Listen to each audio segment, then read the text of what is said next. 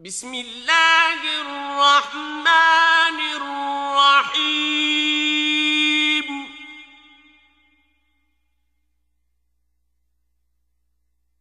ألف لام را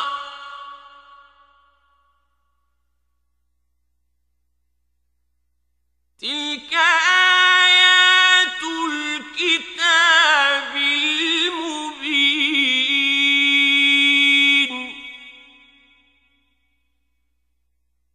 إنا أنزلناه قرآنا عربيا لعلكم تعقلون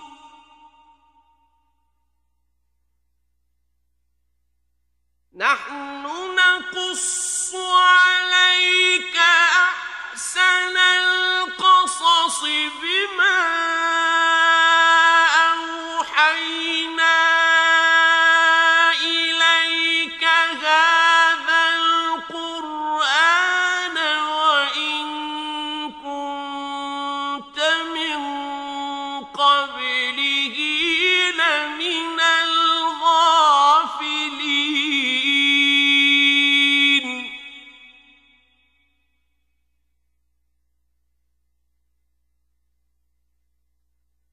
إذ قال يوسف لأبيه يا أبت إني رأيت 11 كوكبا والشمس والقمر رأيتهم لي ساجدين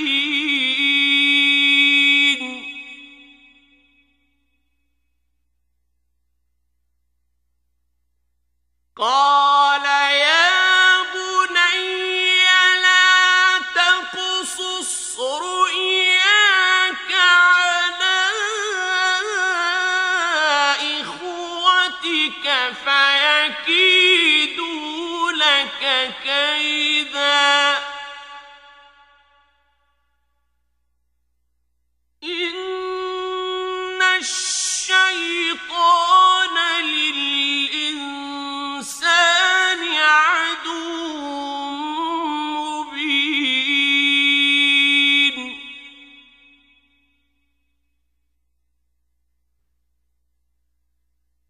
وكذلك يجتبيك ربك ويعلمك من تأويل الأحاديث ويتم نعمته عليك وعلى آل يعقوب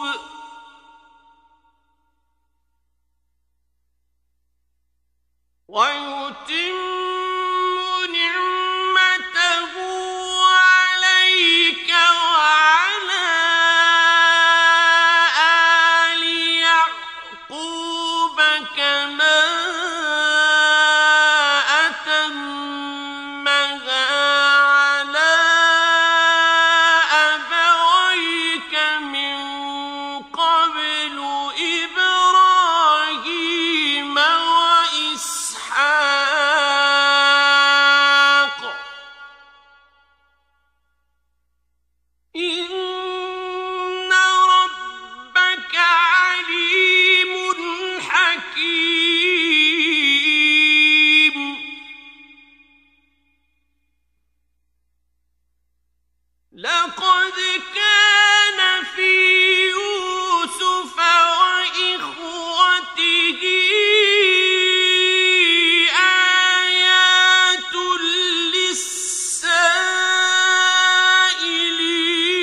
للسائلين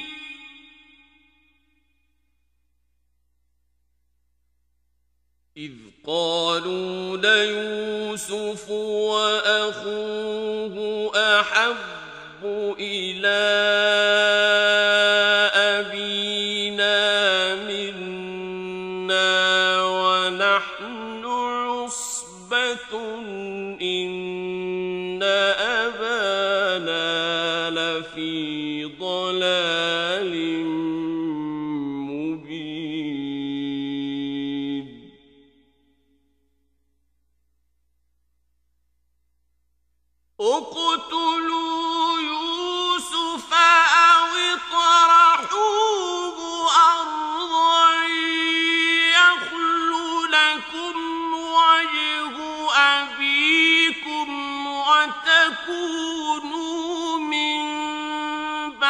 بعده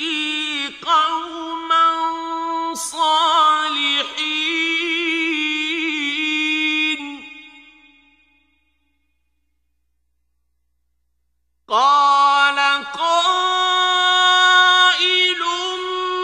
منهم لا تقتلوا يوسف وألقوه في غيابة الجب يلتقطه بعض السيارة إن كنتم فاعلين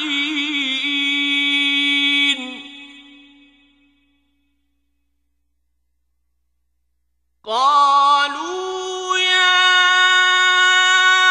أبانا ما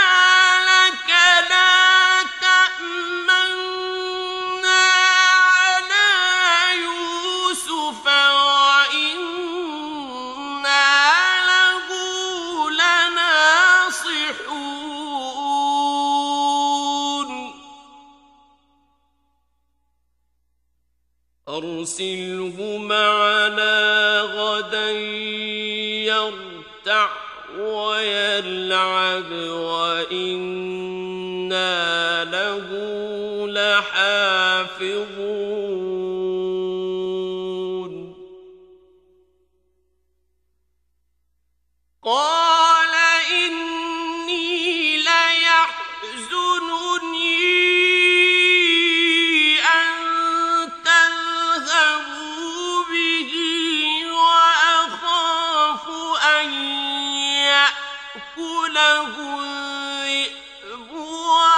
وأنتم عنه غافلون قالوا لئن أكله الذئب ونحن عصبة إنا إذا لخاسرون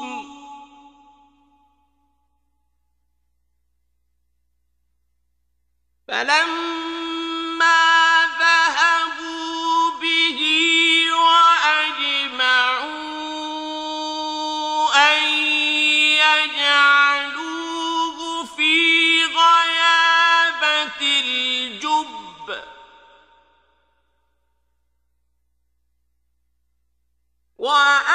وأوحينا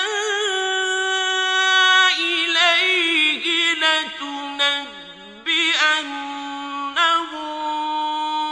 بأمرهم هذا وهم لا يشعرون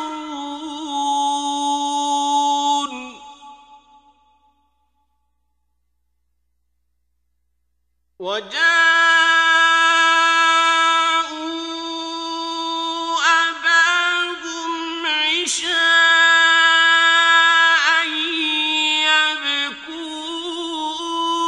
يبكون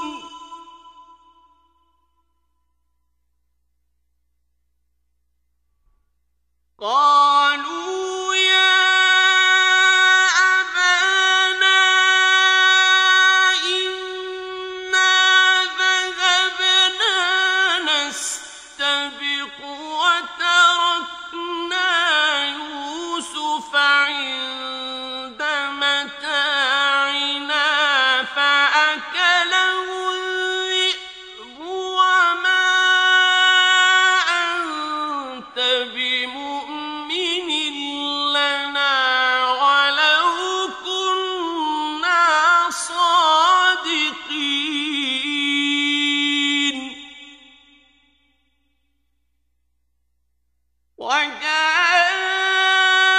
وجاءوا على قميصه بدم كذب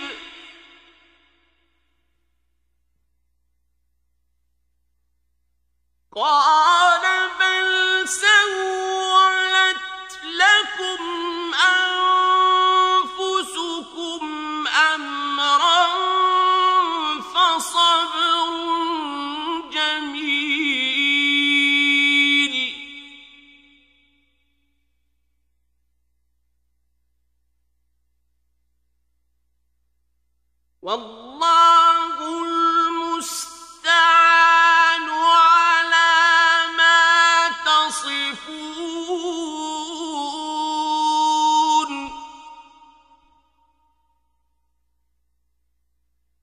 وجاءت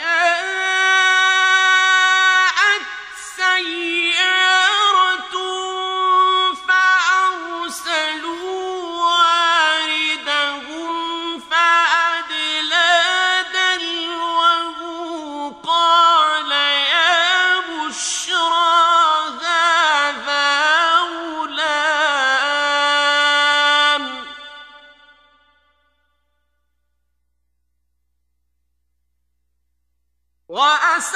وأسروه بضاعة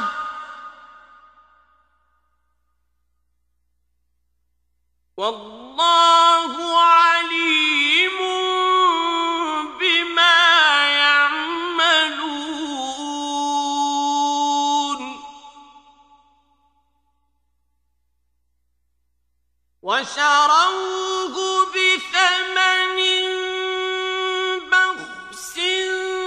دراهم معدودة وكانوا فيه من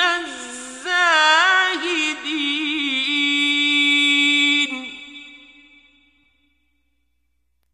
وقال الذي اشتراه من مصر لامرأته أكرمي مثواه عسى أن ينفعنا أو نتخذه ولدا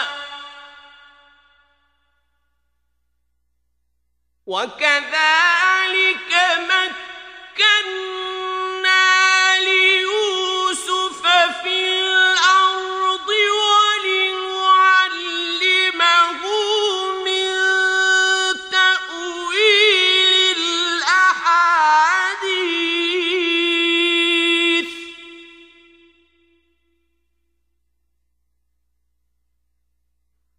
والله غالب على أمره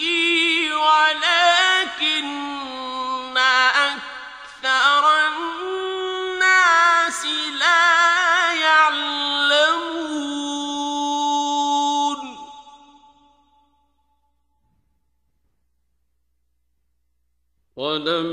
ولما بلغ أشده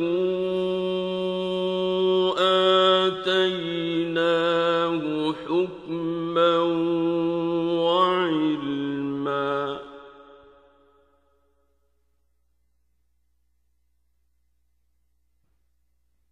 وكذلك نجزي المحسنين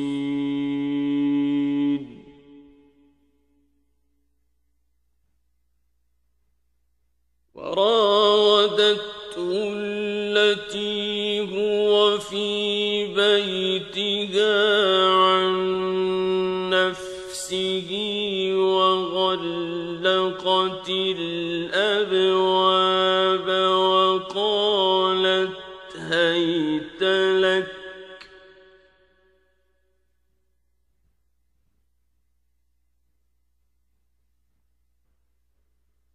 قال معاذ الله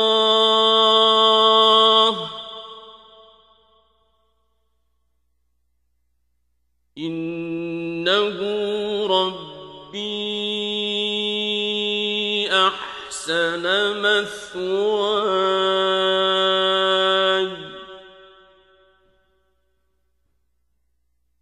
إنه لا يفلح الظالمون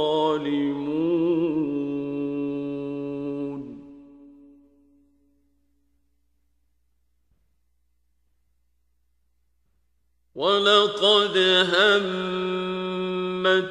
به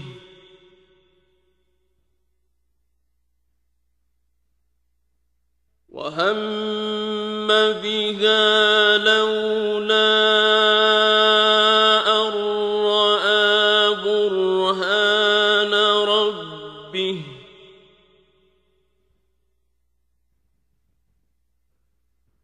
كذلك كذلك لنصرف عنه السوء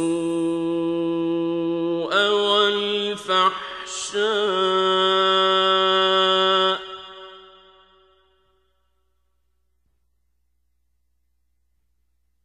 إنه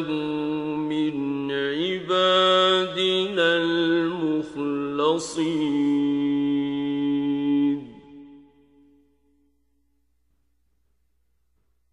واستبق الباب وقدت قميصه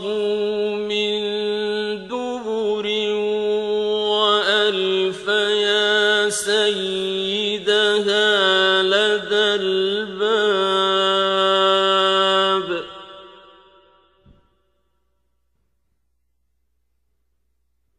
قالت ما جزاء من أراد بأهلك سوءا إلا أن يسجن أو عذاب أليم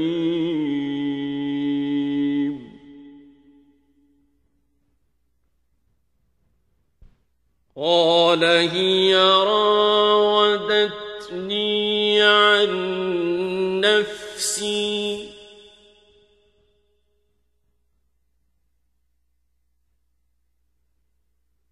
وشهد شاهد من أهلها إن كان قميصه قد من قبل فصدقت وهو من الكاذبين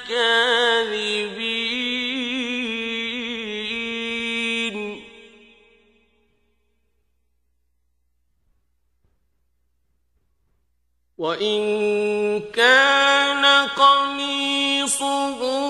قد من دبر فكذبت وهو من الصادقين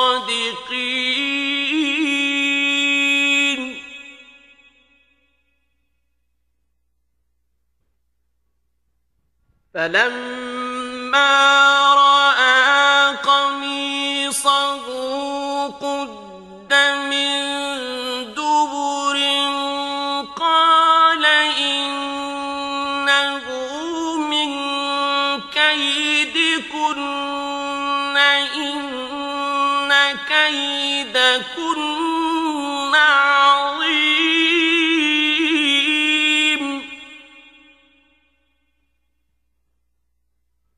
يوسف أعرض عن هذا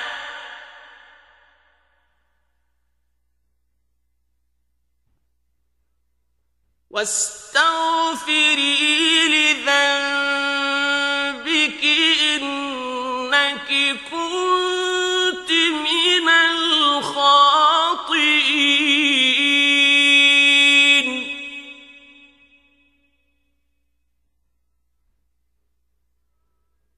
وقال نسوة في المدينة امرأة العزيز تراود فتاها عن نفسه قد شغفها حبا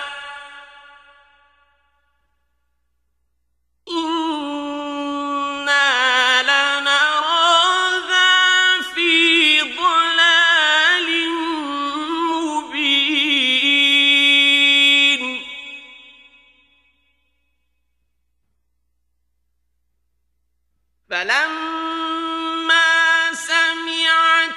بمكرهن أرسلت إليهن وأعتدت لهن متكئا وآتت كل واحدة منهن سكينا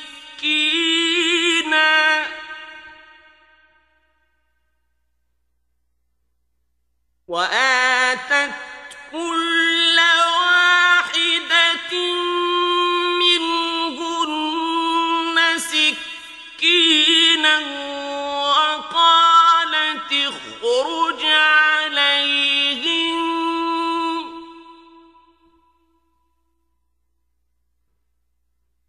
فلما رأينه أكبرنه وقطعن أيديهن وقلن حاش لله ما هذا بشرا إن هذا إلا ملك كريم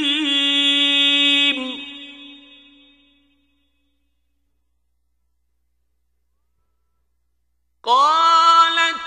فذلكن الذي لمتنني فيه ولقد راودته عن نفسه فاستعصم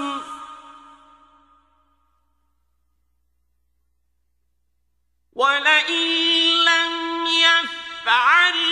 ما آمره ليسجنن وليكونا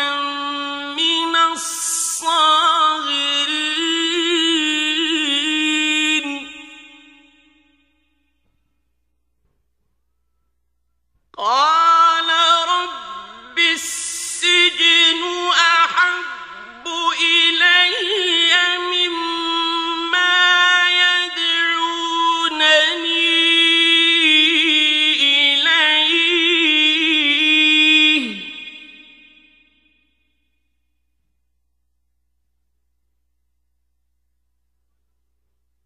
وإلا تصرف عني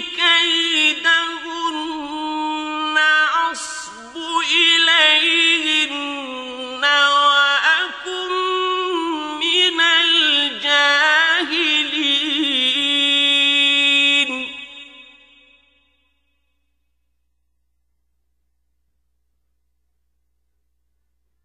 فاستجاب له ربه فصرف عنه كيدهم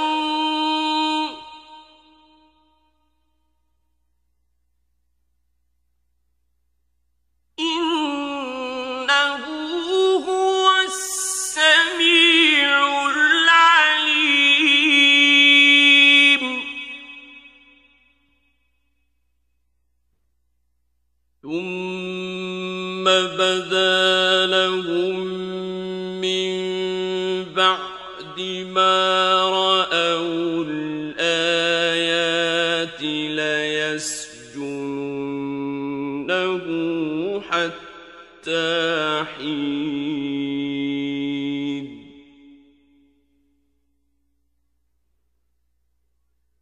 ودخل معه السجن فتيان قال أحدهما إني أراني أعصر خمرا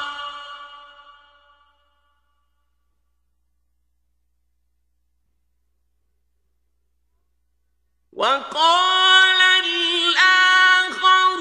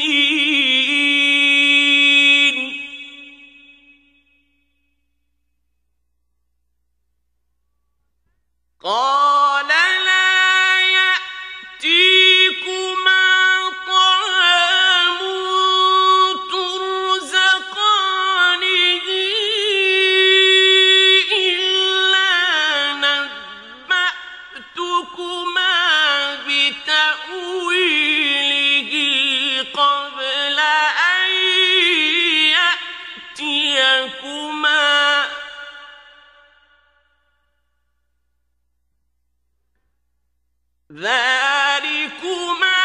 مما علمني ربي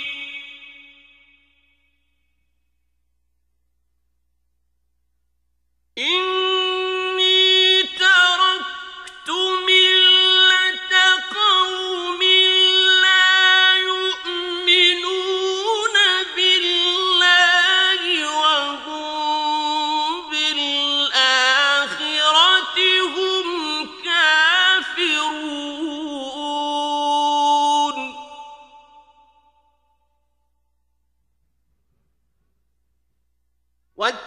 واتبعت ملة آبائي إبراهيم وإسحاق ويعقوب ما كان لنا أن نشرك بالله من شيء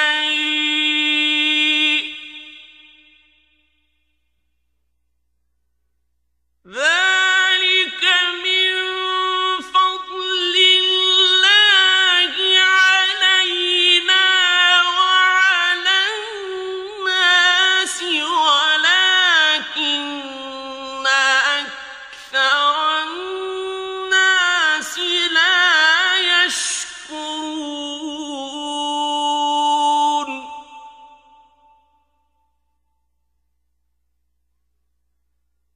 يا صاحبي السجن أأرباب متفرقون خير أم الله الواحد القهار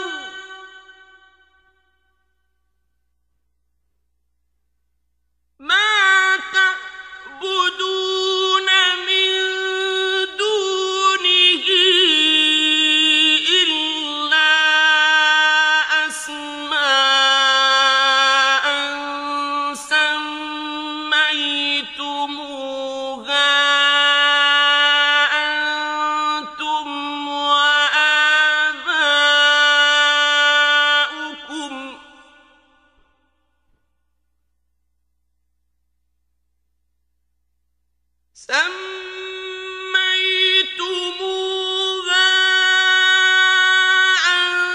أنتم وآباؤكم ما أنزل الله بها من سلطان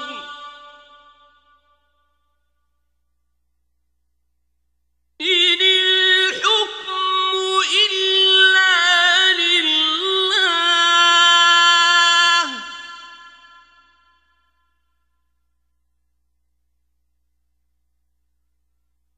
أمر أن لا تعبدوا إلا إياه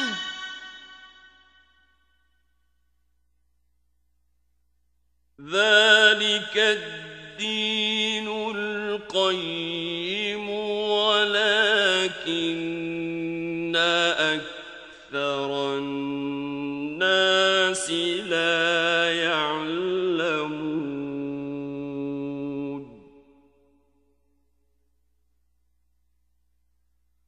يا صاحبي السجن أما أحدكما فيسقي ربه خمرا وأما الآخر فيصلب فتأكل الطير من رأسه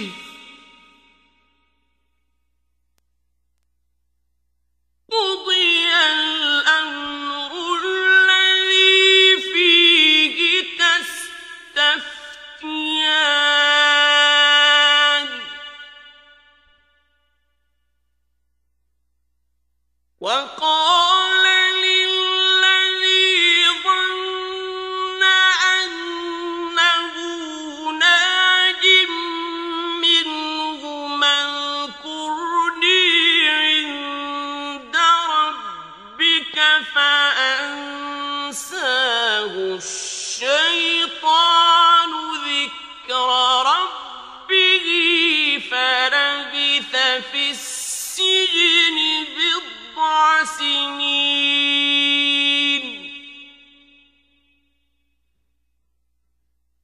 وقال الملك إني أرى 7 بقرات سمان يأكلهن 7 عجاف و7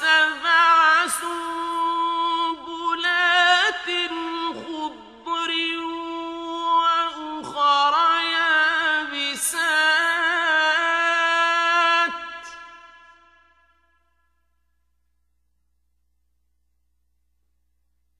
يا أيها الملأ أفتوني في رؤياي إن كنتم للرؤيا تعبرون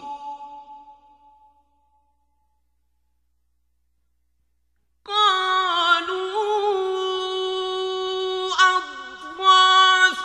أحلام وما نحن بتأويل الأحلام بعالمين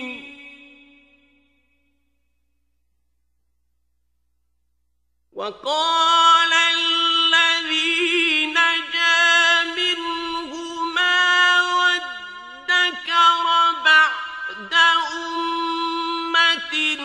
أنا أنبئكم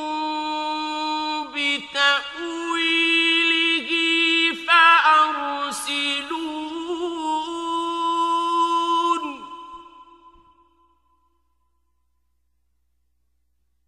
يوسف أيها الصديق أفتنا في 7 بقرات سمان يأكلهن 7 عجاف و7 سنبلات خضر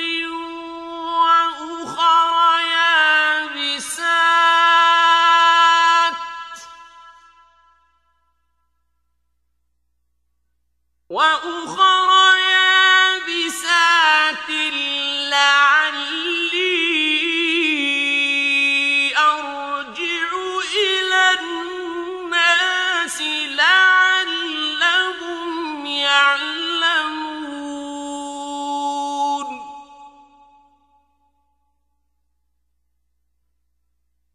قال تزرعون 7 سنين دأبا فما حصدتم فذروه في سنبله إلا قليلا مما تأكلون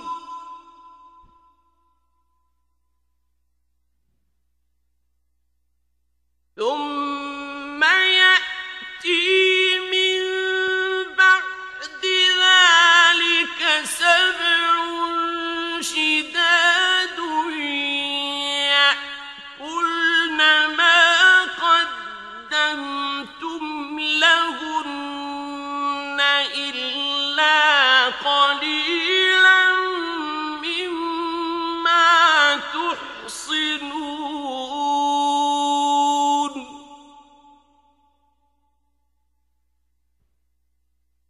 ثم يأتي من بعد ذلك عام فيه يغاث الناس وفيه يعصرون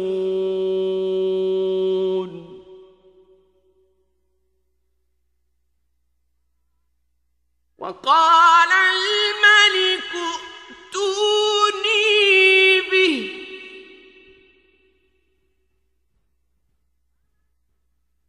فلما جاءه الرسول قال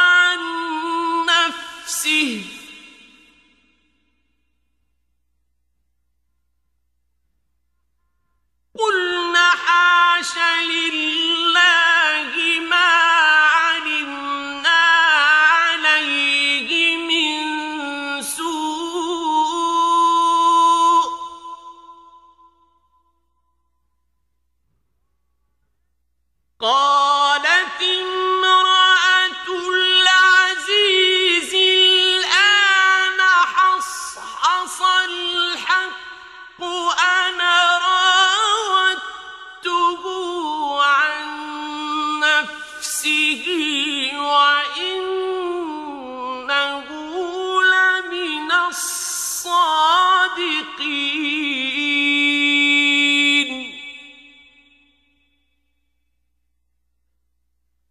ذلك ليعلم أني لم أخنه بالغيب وأن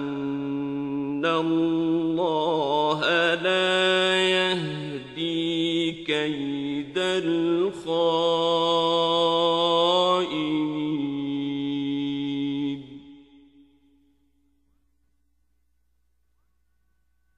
وما أبرئ نفسي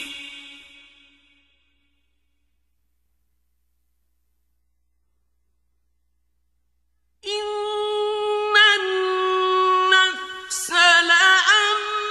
لأمارة بالسوء إلا ما رحم ربي إن ربي غفور رحيم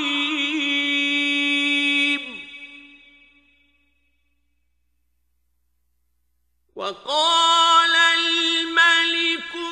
ائتوني به أستخلصه لنفسي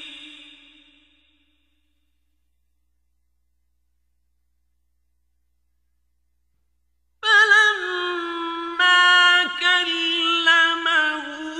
قال إنك اليوم لدينا مكين أمين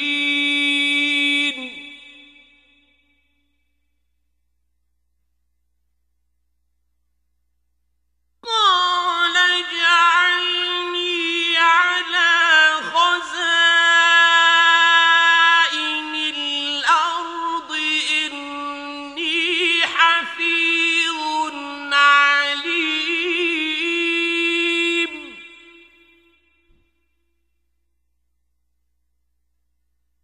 وكذلك مكنا ليوسف في الأرض يتبوأ منها حيث يشاء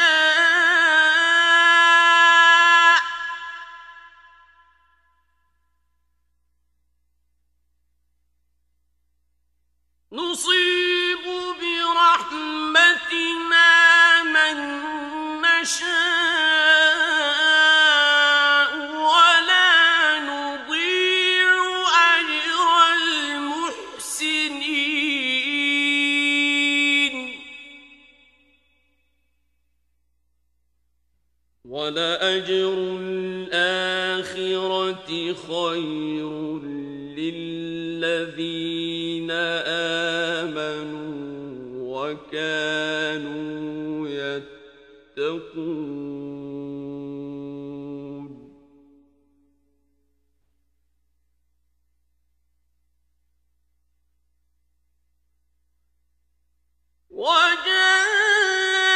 وجاء إخوة يوسف فدخلوا عليه فعرفهم وهم له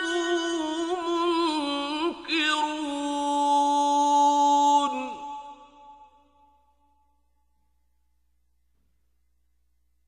ولما جهزهم بجهازهم قال ائتوني بأخ لكم من أبيكم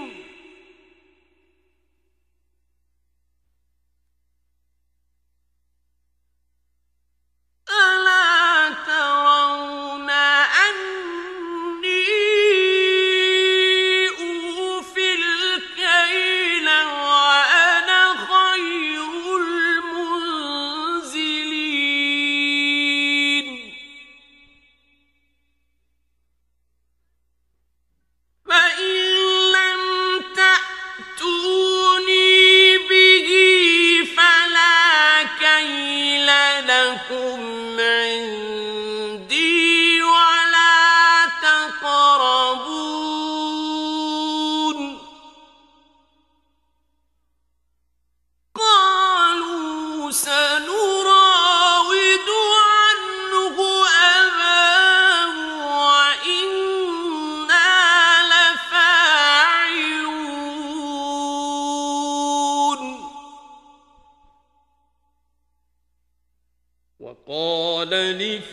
ولفتيانه جعلوا بضاعتهم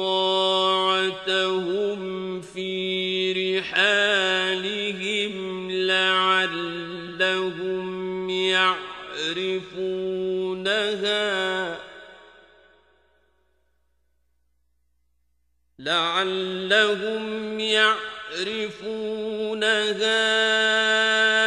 إذا انقلبوا إلى أهلهم لعلهم يرجعون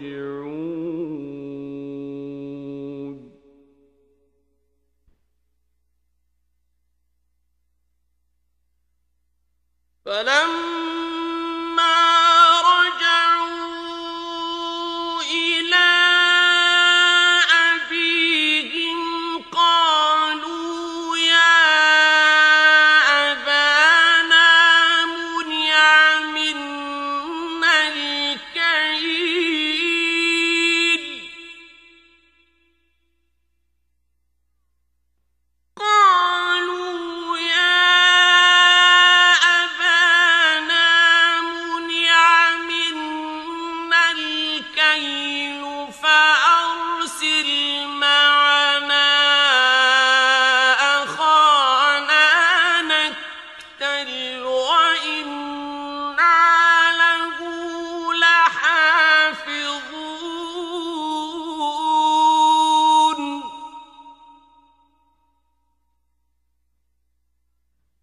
قال هل آمنكم عليه إلا كما أمنتكم على أخيه من قبل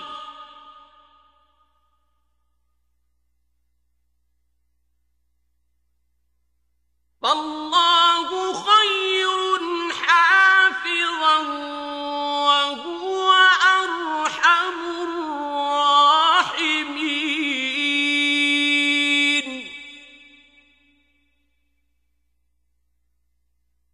ولما فتحوا متاعهم وجدوا بضاعتهم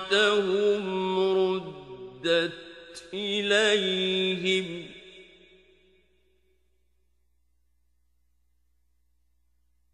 قالوا يا أبانا ما نبغي هذه بضاعتنا ردت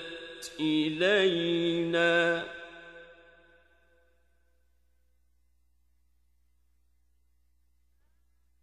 هذه بضاعتنا ردت إلينا ونمير أهلنا ونحفظ أخانا ونزداد كيل بعير ذلك كيل يسير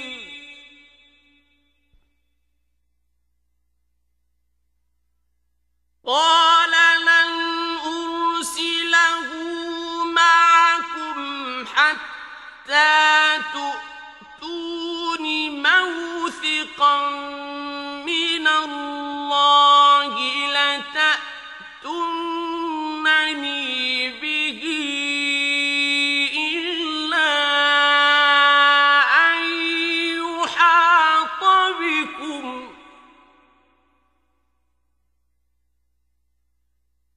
فلما آتوه موثقهم قال الله على ما نقول وكيل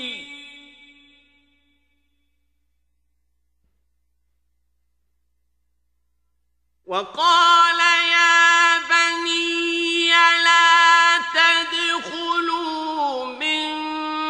باب واحد وادخلوا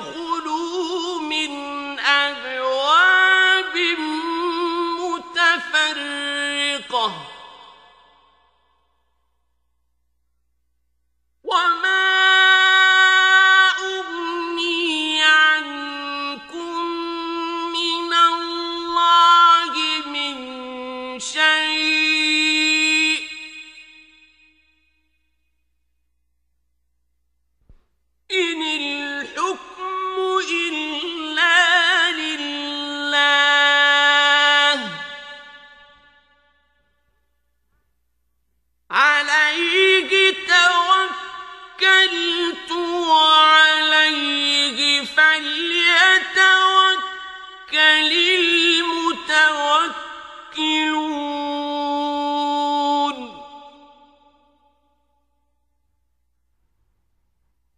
ولما دخلوا من حيث أمرهم أبوهم ما كان يغني عنهم من الله من شيء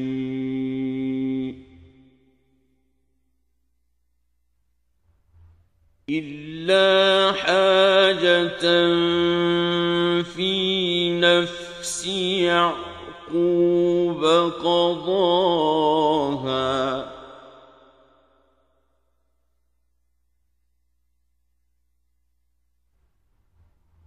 وإنه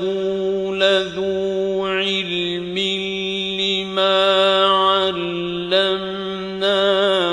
ولكن أكثر الناس لا يعلمون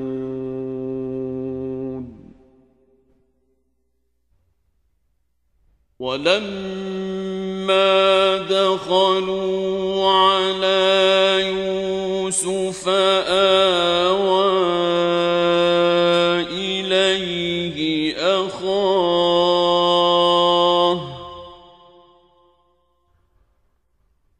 قال إني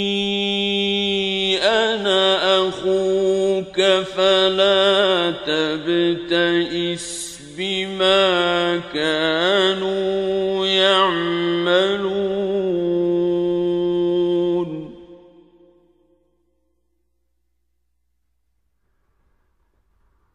فلما جهزهم بجهازهم جعل السقاية في رحل أخيه ثم أذن مؤذن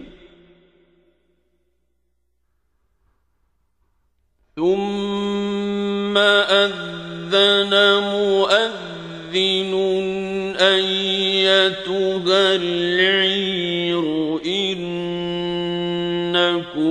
لسارقون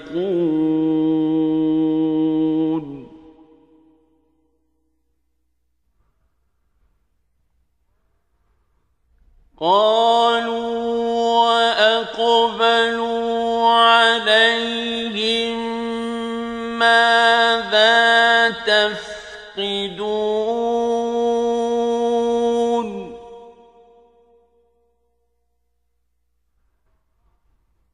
قالوا نفقد صواع الملك ولمن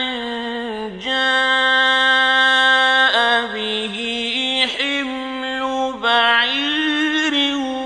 وأنا به زعيم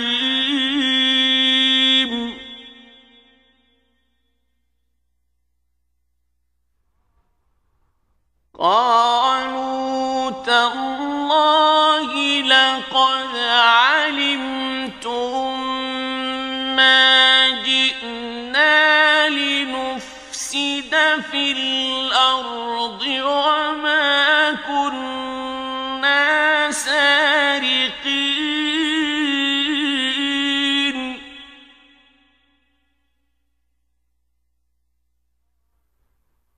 قالوا فما جزاؤه إن كنتم كاذبين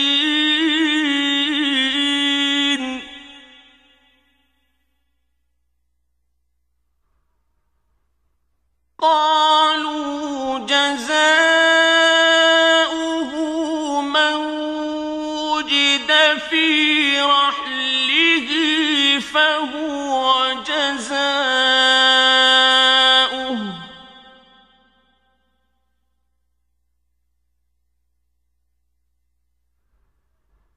كذلك نجزي الظالمين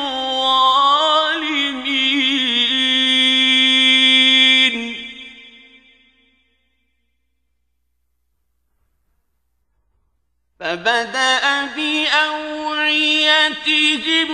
قبل وعاء أخيه ثم استخرجها من وعاء أخيه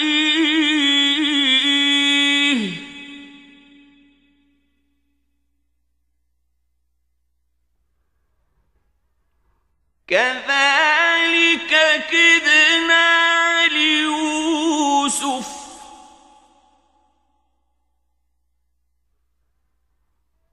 ما كان ليأخذ أخاه في دين الملك إلا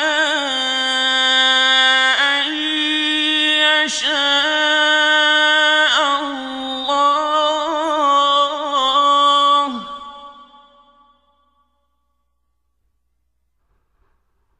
نرفع درجات من نشاء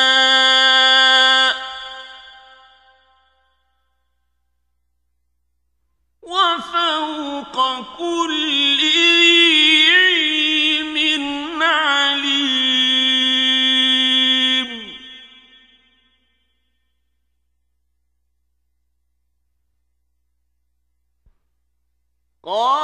قالوا إن يسرق فقد سرق أخ له من قبل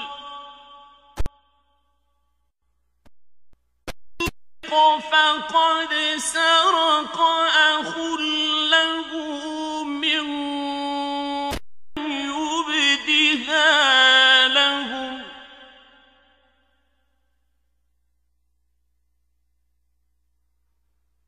قال أنتم شر مكانا والله أعلم بما تصفون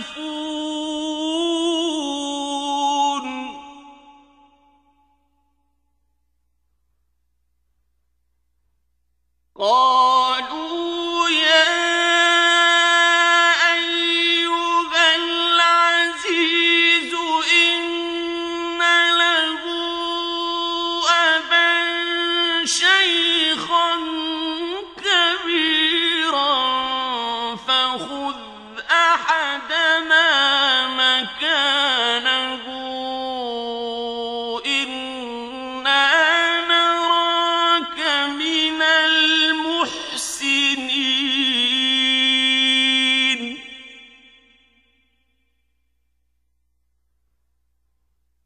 قال معاذ الله أن نأخذ إلا من وجدنا متاعنا عنده إنا إذا لظالمون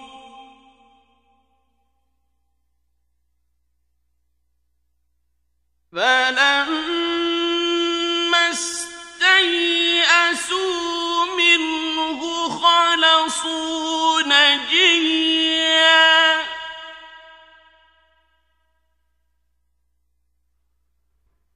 قال كبيرهم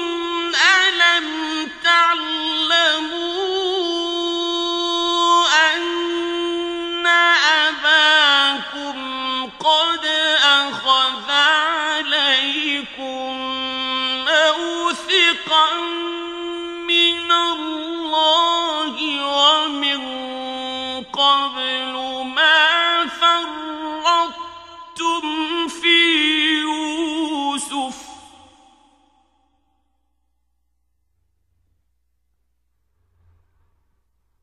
فلن أبرح الأرض حتى يأذن لي أبي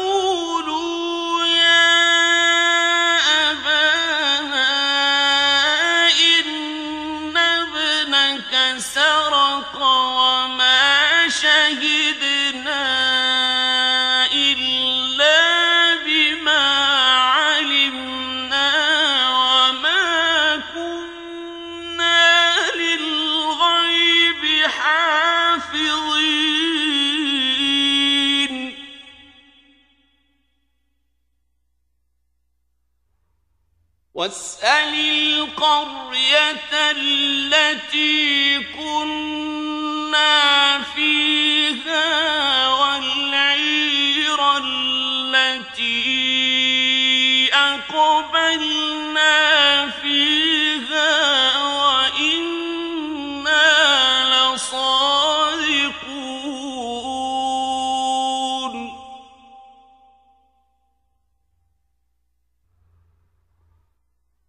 قال بل سولت لكم أنفسكم أمرا فصبر جميل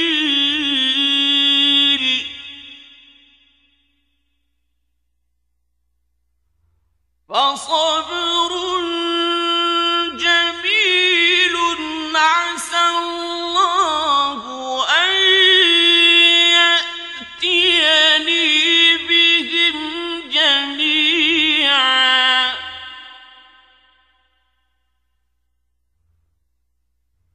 إنه هو العليم الحكيم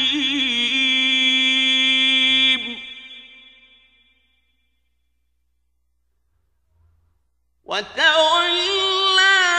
عنهم وقال يا أسفا على يوسف وابيضت عيناه من الحزن فهو كظيم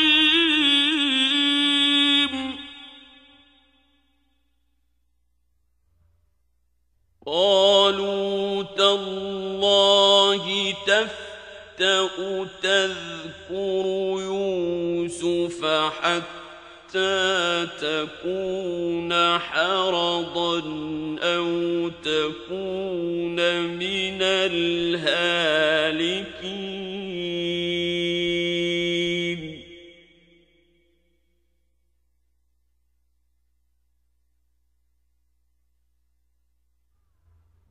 قال إنما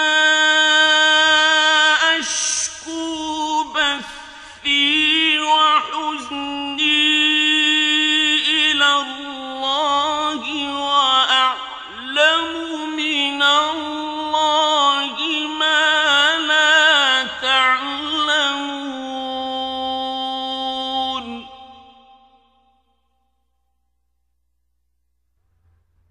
يا بني اذهبوا فتحسسوا من يوسف وأخيه ولا تيأسوا من روح الله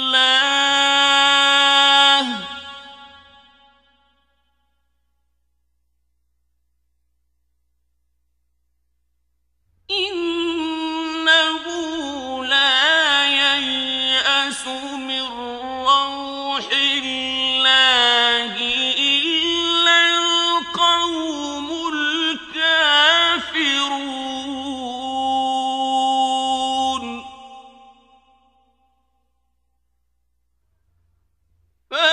فلما دخلوا عليه قالوا يا أيها العزيز مسنا وأهلنا الضر وجئنا ببضاعة مزجاة فأوف لنا الكيل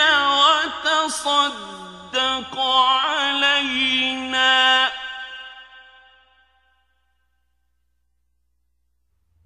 إن الله يجزي المتصدقين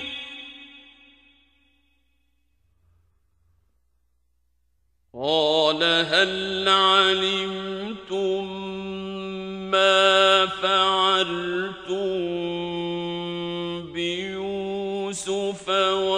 وأخيه إذ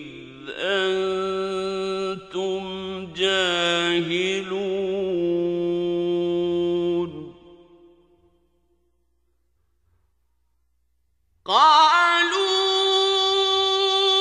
أئنك لأنت يوسف قال أنا يوسف وهذا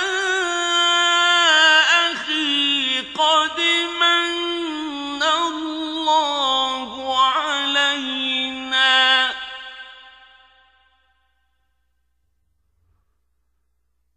إنه من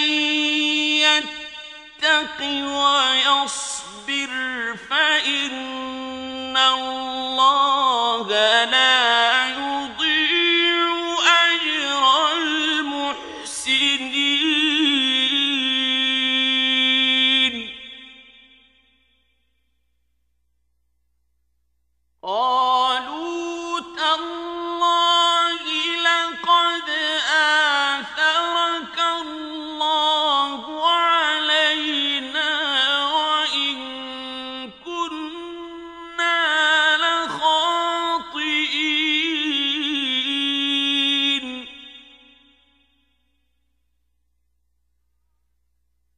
قال لا تثريب عليكم اليوم يغفر الله لكم وهو أرحم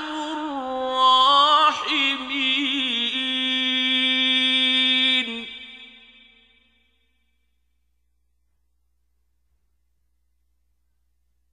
اذهبوا بقميصي هذا فألقوه على وجه أبي يأت بصيرا وأتوني بأهلكم أجمعين ولما فصلت العير قال أبوهم إني لأجد ريح يوسف لولا أن تفندون قالوا تالله إنك لفي ضلالك القديم فلما أن جاء البشير ألقاه على وجهه فارتد بصيرا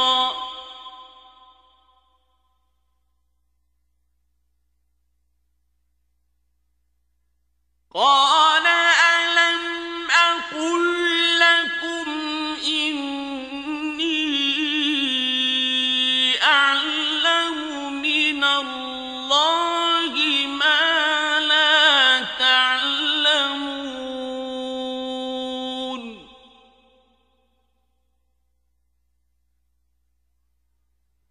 قالوا يا أبانا استغفر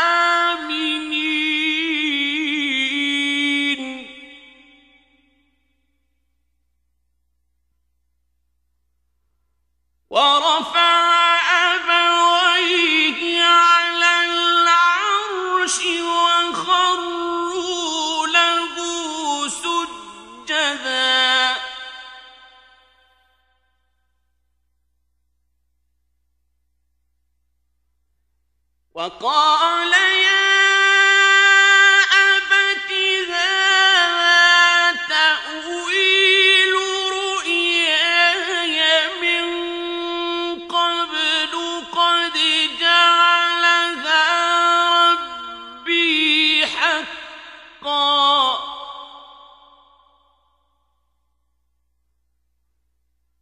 وقد أحسن بي إذ أخرجني من السجن وجاء بكم من البدو من بعد أن نزغ الشيطان بيني وبين إخوتي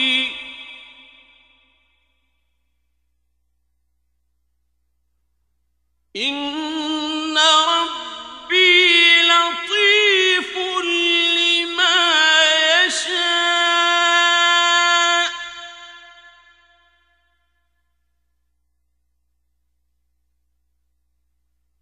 إنه هو العليم الحكيم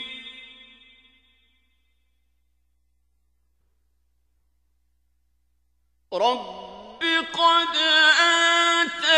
آتيتني من الملك وعلمتني من تأويل الأحاديث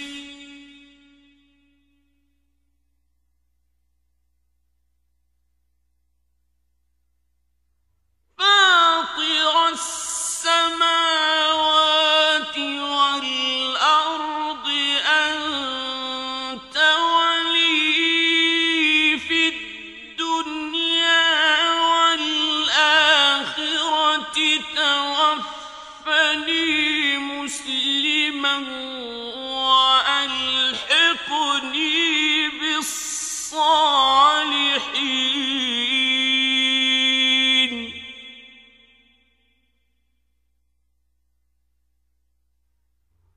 ذلك من أنباء الغيب نوحيه إليك وما كنت لديهم إذ أجمعوا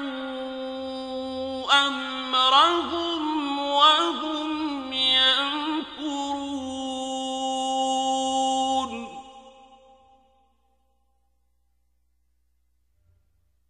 وما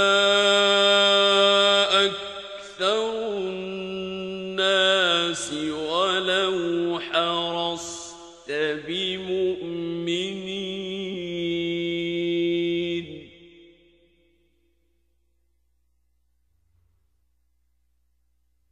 وما تسألهم عليه من أجر إن هو إلا ذكر للعالمين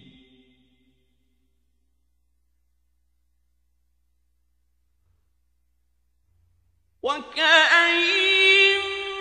من آية في السماوات والأرض يمرون عليها وهم عنها معرضون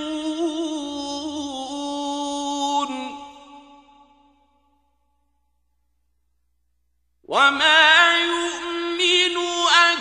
أكثرهم بالله إلا وهم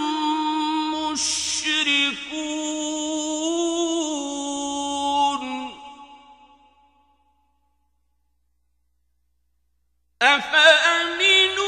أفأمنوا أن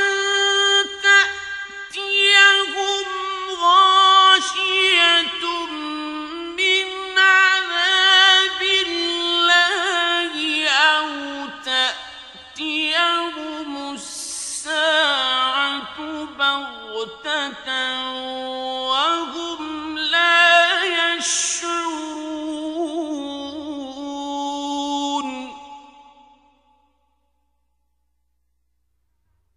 قل هذه سبيلي أدعو إلى الله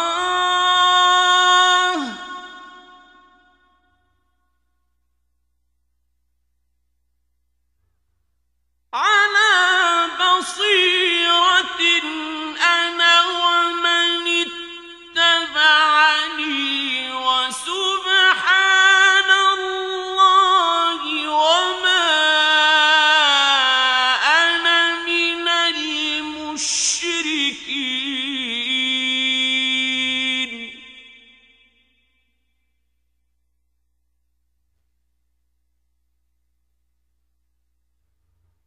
وما أرسلنا من قبلك إلا رجالا نوحي إليهم من أهل القرى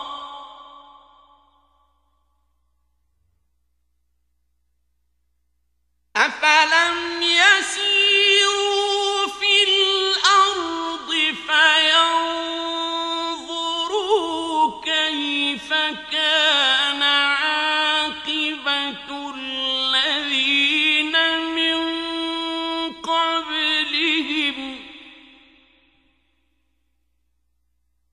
ولدار الآخرة خير للذين اتقوا أفلا تعقلون.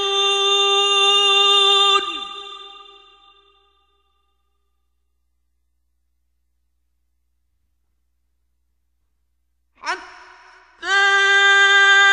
إذا استيأس الرسل وظنوا أنهم قد كذبوا جاءهم نصرنا فنجي من نشاء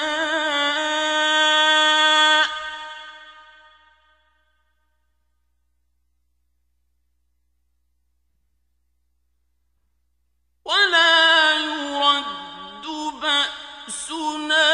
عن القوم المجرمين.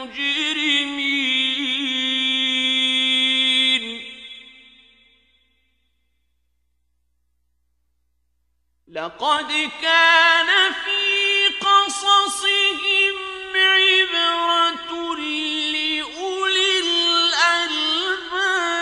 الألباب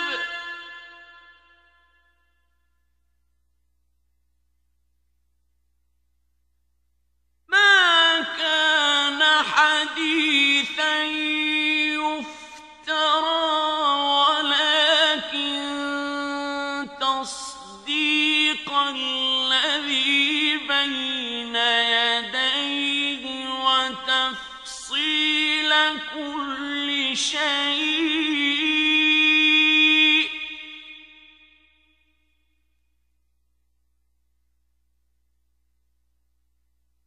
وتفصيل كل شيء